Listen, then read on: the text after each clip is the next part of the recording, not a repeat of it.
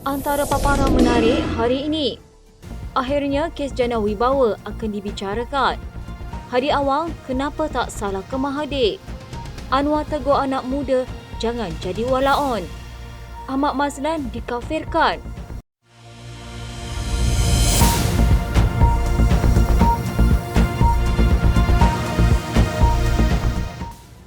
Situs Herpas Melaka Asri Syahid Abdul Aziz mengalu-alukan dan terbuka menerima siapa sahaja yang mahu menyertai partinya, termasuk desas-desus mengenai seorang ahli Dewan Undangan Negeri-Negeri ini mahu bersama mereka. Beliau berkata parti itu mengikut dengan dekat perkembangan berita berhubung kemungkinan penyertaan Adun tersebut ke dalam PAS. Katanya kita tidak melihat sebarang halangan untuk menerima sesiapa sahaja daripada Adun negeri ini yang berhasrat untuk bersama PAS Melaka. Apa yang penting katanya PAS boleh menerima sesiapa sahaja ke dalam parti itu, terutama yang menjadikan Islam sebagai cara hidup yang lengkap dan penyelesaian kepada masalah negara. Dalam masa sama katanya PAS turut menjunjung politik bebas rasuah, bebas salah guna kuasa dan urus tadbir yang jujur dan berintegriti. Baru-baru ini media melaporkan desas-desus seorang Adun Barisan Nasional akan menyertai PAS. Laporan media turut memaklumkan bahawa Adun Rembiau Datuk Muhammad Jailani Khamis tidak menafikan dan mengiyakan dakwaan dirinya tersebut sebagai Adun BN yang bakal menyertai PAS.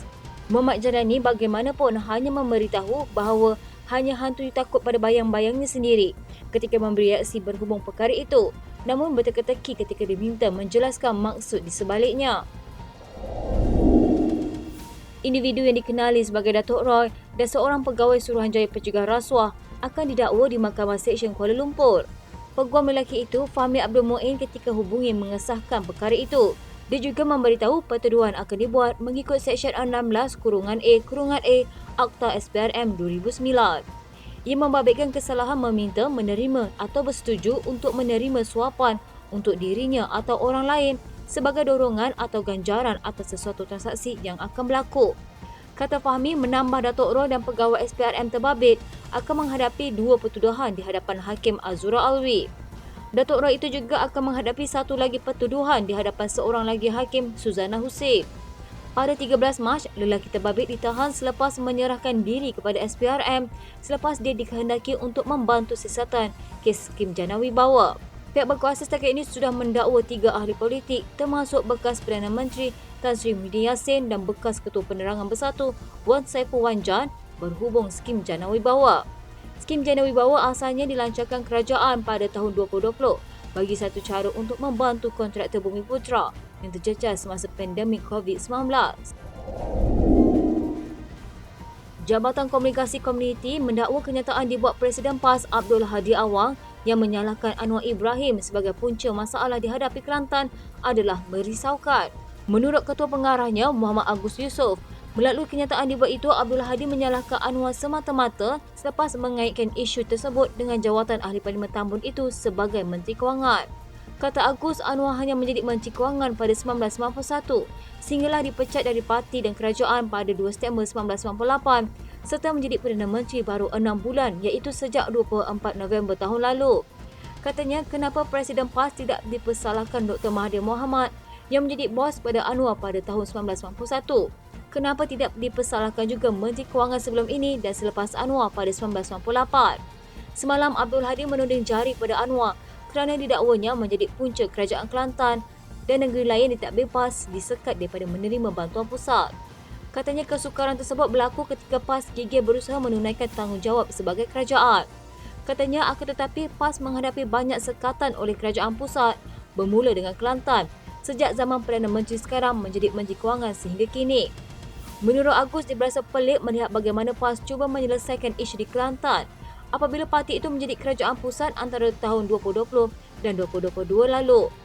Katanya, saya pelik selama 33 bulan semasa menjadi kerajaan pusat apa yang PAS buat untuk bantu Kelantan.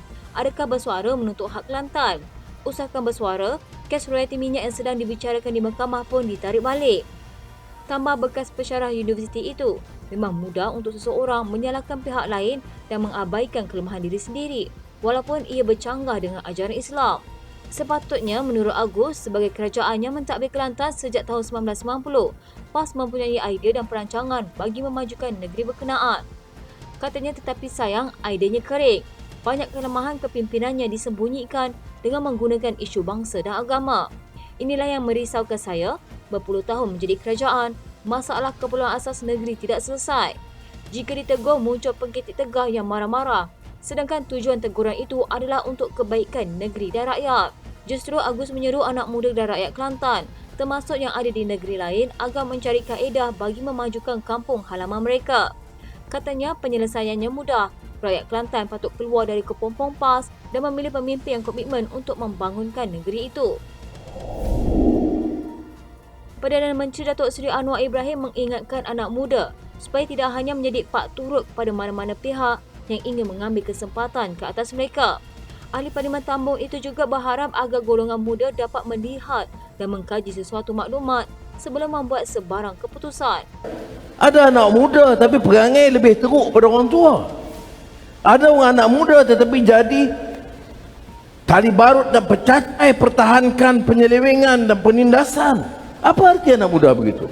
Ada anak muda diikut saja sebagai macai, tak berfikir, atau sebagai walaun. Yang senyum siapa? Jadi sebab itu anak muda, Taufik tentunya seorang tokoh muda yang baik. Tetapi anak muda ni kita nilai dari segi apa?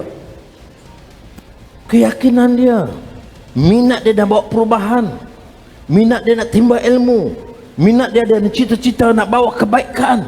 Itu yang disebut idealism. Beliau dalam masa sama turut berharap anak muda tidak tertipu dengan propaganda politik oleh pihak tertentu selain perlu dilatih untuk membuat penilaian yang baik terhadap sesuatu perkara.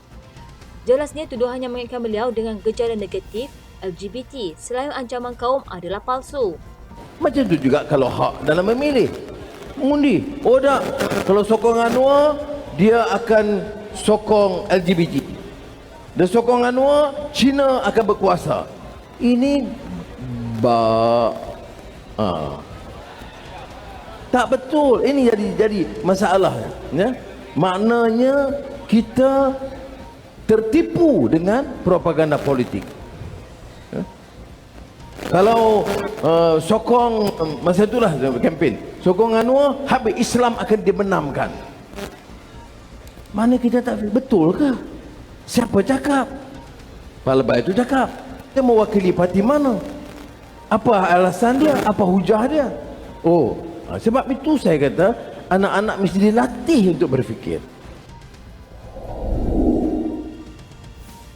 Ahli Parlimen Pontian Datuk Seri Ahmad Maslam berharap pihak polis dan Suruhanjaya Komunikasi dan Multimedia Malaysia mengambil tindakan terhadap individu yang tidak bertanggungjawab membuat tuduhan jelek dengan mendakwa dirinya kafir. Ahli Majlis Tertinggi UMNO itu berkata, tindakan memuat naik gambarnya dengan wajah khinzir bersama tulisan kafir disifatkan sebagai sangat melampau. Susulan tindakan tersebut, Ahmad berkata beberapa pihak termasuk pemuda UMNO telah membuat laporan polis di Sabah dan Pontian Johor. Terlampau sangat yang dilakukan, mengubah muka saya jadi muka khinzir dan menulis perkataan kafir di atas wajah itu, ya. Jadi hanya kerana saya membuat satu kenyataan hasil daripada pertanyaan pihak media pada hari Jumaat lepas, saya kira pihak polis tentunya akan menyiasat perkara itu, dan SKMM juga telah dibuat laporan kepada SKMM mengenai pemilik akaun yang berkaitan, sama ada dia fake account ataupun tidak. Tentu ada pengendalinya, ya. Walaupun dia fake account, tentu ada orang di sebaliknya atau organisasi yang tertentu di sebaliknya. Saya tidak menyatakan bahawa ia dimiliki oleh parti tertentu, tetapi ialah daripada ayat-ayat yang disebut itu melambangkan bahawa kerendahan ilmu pihak yang berkaitan.